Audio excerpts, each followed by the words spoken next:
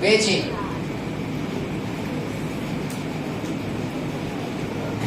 পেয়েছি সকলে? ওটাই 2-3 লাইনের পরে হবে 8।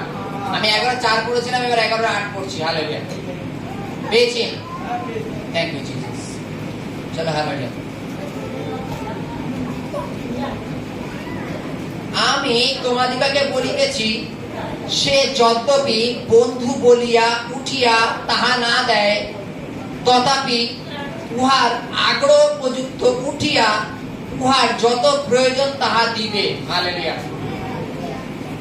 Hallelujah, hallelujah. এখানে একটা ঘটনা লেখা আছে। ঘটনাটা এইরূপ যে আমাদের প্রার্থনা কিরূপ করা উচিত, তাই তো? এখানে একটা ঘটনা লেখা আছে যে একজন বন্ধু, তার বাড়িতে 2-3 জন আত্মীয় এসছে অনেক রাত্রে, এবং সে পাশের বাড়ির বন্ধুটার বাড়িতে গিয়ে বলছে, বন্ধু দরজা খোল, এত রাত্রে আমাদের বাড়িতে কিছু অতিথি এসছে, তার সামনে রাখার মতো রুটি তরকারি নেই, তা তোর ঘরের থেকে রুটি তরকারি থাকলে তুই আমাকে দে, রাতটা ওদের দি, তারপর কালকে যা হওয়ার হবে। এবার সেই বন্ধু ঘরের থেকে মানে এটা কি রিপ্লাই করা উচিত যে আমার পাশে আমার বউ বাচ্চারা শুয়ে আছে, আমি উঠতে পারবো না, এখন তোকে আমি দিতে পারবো না? বাইবেলে বলছে সেই বন্ধুর উঠে তাকে দেওয়া উচিত।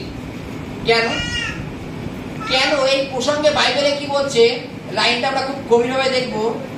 সে যদ্যপি বন্ধু বলিয়া উঠিয়া তাহা না দেয়, তথাপি উহার আগ্রহ প্রযুক্ত উঠিয়া উহার যত প্রয়োজন তাহাকে দেবে। তার আগ্রহ। হালেলুয়া। সেই বন্ধুর বাড়িতে একটা আত্মীয় এসছে, সেই লোকটা তার বন্ধুর বাড়িতে রুটি খেতে এসছে। হালেলুয়া। এবার যদি আমাদের পরিবারের ক্ষেত্রে যদি দেখি, পরিবারের ক্ষেত্রে মনে করো, চলো পুষ্পকে দিয়ে বলি, চলো হালেলুয়া।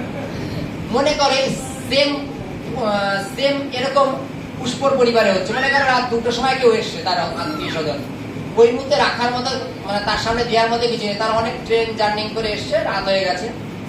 এবার পুষ্পর বর যদি বলে তুমি যাও ওই বাড়ির কাকিমার কাছ থেকে কিছু চেয়ে নিয়ে আসো রাত্রিবেলায় গিয়ে, পুষ্প বলবে আমি যাবো না, এত রাতে পারবো না। ও যদি ওর বরকে বলে তুমি যাও ডেকে নিয়ে, বলে না না আমি এত রাত্রে ডাকতে দিতে পারবো না, আমি ডাকতেই পারবো না। পারবে? এত রাত্রে আমি ডাকতে পারবো না, লোকটা ডেকে চেয়ে নিয়ে আসবো, ওটা হবে না। রাত্রে ঘরে যা বিস্কুট দিয়ে দাও, খেয়ে দিয়ে ঘর ধরুক, সকালে দেখা যাবে। বাইবেলে কি বলছে, সেই বন্ধুটা এসে তার কাছে চাইছে আগ্রহপূর্বক। হালেলুয়া।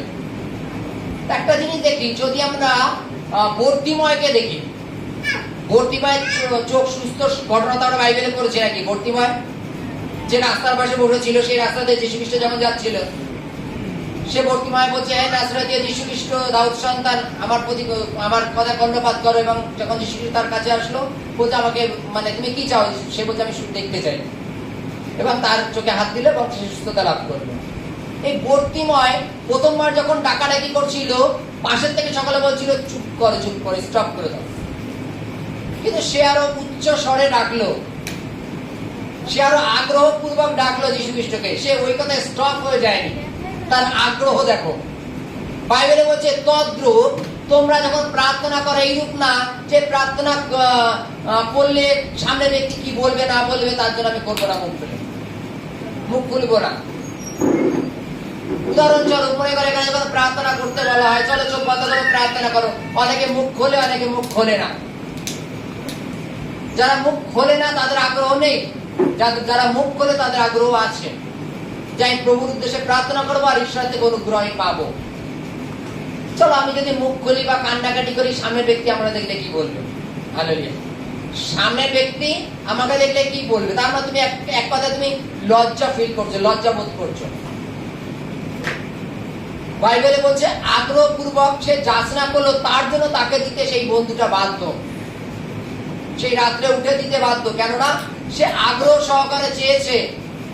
আজকে তদ্রূপ তোমরা যদি ঈশ্বর সদর কাছে আগ্রহপূর্বক চাও, তিনি দিতে সামর্থ্য। আজকে সেই বন্ধুটাকে চাওয়ার পরে বাইবেলের কাছে সেই বন্ধুটা আগ্রহের জন্য উঠে তাকে দিয়েছে। আজকে যদি বন্ধুটা দিয়ে থাকে তাহলে ঈশ্বর সদমুখ কেন দেবেন না? আমরা চাবো না অথচ আমরা পেতে চাই, তাই তো নাকি? আমরা চেতে চাই না অথচ পেতে চাই। আমরা চাবো না যেন আমাকে দিয়ে যায়। Hallelujah, hallelujah. আমরা কাজ করবো না অথচ আমরা ফল চাই। বাইবেলে বলছে যাচনা করো তোমাদেরকে দেয়া যাইবে। আমরা চাবো না অথচ ঈশ্বরের থেকে আমরা কিছু পাওয়ার আশা করবো। আমরা কেউ চাই ঈশ্বরের কাছে? চাই না, তবু ঈশ্বরের কাছে পাওয়ার আশা করি। বাইবেলে কি বলছে দেখো, সেই বন্ধুটার কাছে সে যখন এসে চেয়েছে, বন্ধুটা তার চাওয়ার জন্য তাকে দিতে বাধ্য। আজকে তদ্রূপ তুমি যখন ঈশ্বর সদর কাছে যাচনা করবে, তিনি তোমাকে দিতে সামর্থ্য আছে। হালেলুয়া, জয় যিশু।